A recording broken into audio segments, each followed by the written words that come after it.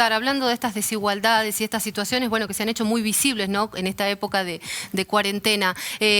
¿Cómo se puede hablar de evaluar, ¿no? Porque esto es algo que también se ha consultado. Usted de alguna manera lo había descartado de plano si se hablaba de la evaluación tradicional, donde iba a haber calificaciones, se habló de otra modalidad.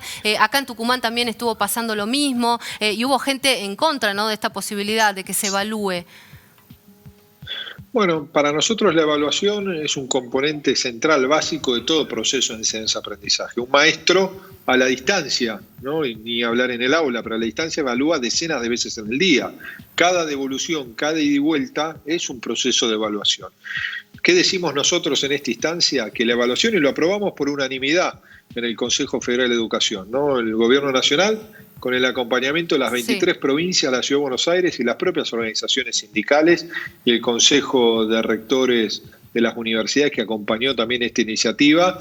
Nosotros planteamos evaluar en términos pedagógicos, evaluar en términos formativos, valorizar este esfuerzo de docentes, estudiantes y familias, ver qué se hizo bien en cada caso, qué hay que mejorar, qué tenemos que modificar, qué tenemos que intensificar, porque vamos a tener que sostener este desafío de enseñar a la distancia y aprender en el hogar durante varias semanas por delante. Lo que sí decimos que no es un momento de calificar, de poner una nota para acreditar un saber, porque nadie aprende solo, ¿no? Y un niño en su hogar, donde se consolidan las desigualdades, donde un niño es el reflejo de la realidad de su hogar cuando trata de aprender. Y está condicionado por la presencia del adulto, por la trayectoria educativa de los adultos, por el acceso a la tecnología, por el hecho si es un hermano o son 3 o 4, porque la atención no es la misma para un hijo que para 3 o 4. Entonces estos son componentes importantes que nos llevan a plantear que es momento de evaluar, pero no de calificar. Ministro, ¿cuál sería su objetivo, no sé, digamos en noviembre? ¿Cuál sería el objetivo que tiene el Ministerio en educación? Bueno, nuestro objetivo... O sea, ¿con qué se queda tranquilo, pandemia, digamos, en el año, digamos? Bueno, en el año es tratar de recuperar la mayor normalidad apenas la salud lo permita, ¿no? Poder lograr la reorganización pedagógica que en este calendario, que este año escolar demanda, la articulación con el ciclo lectivo 2021. Nosotros vamos a tener que reorganizar, intensificar, garantizar saberes, que no es lo mismo que garantizar todos los contenidos, que lo vamos a tener que reorganizar, vamos a tener que hacer dialogar el ciclo lectivo 2020 con el 2021 y de ser necesario con el 2022. Pensar un módulo específico para los estudiantes del secundario, del último año del secundario, presencial en el primer trimestre, cuatrimestre del 2021 para lograr un cierre de sus 14 años de educación obligatoria, articulando con las instancias de educación superior para que no comiencen las clases en abril, sino en mayo de manera excepcional para los primeros años. Hay enormes desafíos por delante, pero nunca perdamos la perspectiva en la situación que estamos. Estamos transitando una pandemia, estamos en un momento de profunda angustia, no solo frente a la realidad de la salud, ¿no?, al miedo, al contagio, al impacto que puede tener en nuestras familias esta pandemia, sino eso se le suma la angustia social y económica, la angustia de los niños que no pueden salir de sus hogares, que llevan 2 meses en muchas provincias sin poder salir a la calle, y la angustia también frente a la incertidumbre del trabajo, porque esta pandemia está impactando no solo en Argentina, sino en el mundo en términos económicos. Ministro, usted recién decía que se van a enfocar en garantizar saberes, no conocimientos, que se va a evaluar, pero que no contenidos. No contenidos, perdón. Que se va a evaluar, pero que no se va a calificar. Ahora, ¿cómo se garantiza o de qué manera se va a trabajar con la promoción para que los chicos en cualquiera de los niveles puedan pasar al año siguiente? Usted daba el ejemplo recién de los que van a terminar el secundario, que es un punto también de consulta frecuente. Bueno, nuestro desafío hemos resuelto el primer trimestre, ¿no? Tenemos que ir generando los consensos de cómo va a ser también la promoción, llegado el momento de la finalización de este ciclo lectivo, con la incertidumbre de no saber cuándo vamos a poder volver. Pero es ahí donde nosotros tenemos que tener esta mirada de cómo valorizamos este esfuerzo. Obviamente el aprendizaje de hoy no es el mismo aprendizaje que obtenemos en un ciclo lectivo normal en el aula. Claro. Es muy diferente.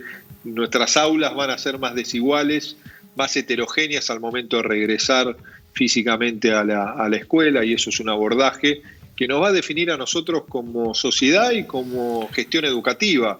¿Qué hacemos para contener la desigualdad? ¿Y qué vamos a hacer el primer día que volvamos a la escuela para enfrentar esa desigualdad? Y entre otros aspectos, ¿no? Un compromiso de nuestro gobierno con los gobiernos provinciales y municipios va a ser ir a buscar de manera desesperada a muchos adolescentes que no van a volver a la escuela. Y eso no es solo un problema de Argentina, es un problema que lo he conversado con la directora adjunta de la UNESCO, que se va a ver reflejado en muchísimos países del mundo. ¿Por qué ocurre eso? Entonces ahí nosotros, llegado, ¿no?, el segundo semestre, vamos a empezar a definir estas cuestiones según la cantidad de días de clases presenciales que tengamos en esa parte del año. ¿Me ayuda a explicar eso? ¿Por qué se produce esa deserción de alguna manera? Bueno, primero por la situación de la crisis económica que está atravesando Argentina en términos sociales, y en segunda instancia porque cada día que nosotros no vamos a la escuela, que se pierde esa presencia cotidiana, en los sectores de mayor vulnerabilidad repercute en un posible no regreso, ¿no? Eso se ha visto en distintos momentos de las crisis más estructurales de Argentina y en otros países de manera similar, y es ahí donde vamos a tener que tener un fuerte despliegue y una épica educativa, me gustaría decir, para ir a buscar a esos estudiantes, para generar los incentivos, no solo para que vuelvan a la escuela, sino para que la escuela sea un espacio que los interpele y los acompañe. ¿Ustedes desde el Ministerio tienen ya un registro, digo, en esta primer meses transcurridos de deserción? ¿Se puede contabilizar o es muy prematuro pensar en eso?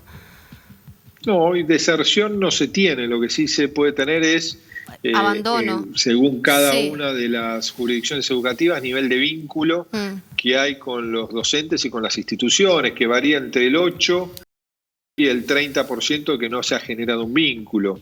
Ahora, cuando nos adentramos esos números, vemos que hay un nivel de debilidad muchas veces en los vínculos. ¿Qué es tener vínculo con el maestro? ¿Qué es tener vínculo con la escuela? ¿Cómo garantizamos esos aprendizajes? Es una situación de enorme vulnerabilidad y de extrema dificultad. ¿Y esos vínculos? Por eso, perdón, le iba a consultar, ¿esos vínculos o el debilitamiento de esos vínculos se ven más en qué niveles educativos? No, se ven principalmente, bueno, en todos los niveles, pero principalmente en la educación primaria y en la educación inicial, ¿no? Y es ahí donde hay mucha intermediación, debe haber mucha presencia del adulto, del hogar, y es ahí donde tenemos que ser conscientes en este enorme desafío que tenemos para el campo pedagógico argentino. Estamos trabajando para nosotros que el primer paso que dimos para clarificar lo que debe ser un camino, lo logramos a partir de la unanimidad de todas las provincias, es un buen mensaje, ¿no? Y ese es el camino que tenemos que recorrer. Cada decisión que tomemos debe permitir, en esta situación extraordinaria, no buscada, que esperamos que no se repita, tener profundos consensos de todos los actores del sistema educativo, porque si no vamos a debilitar aún más a nuestra escuela. ¿Existe la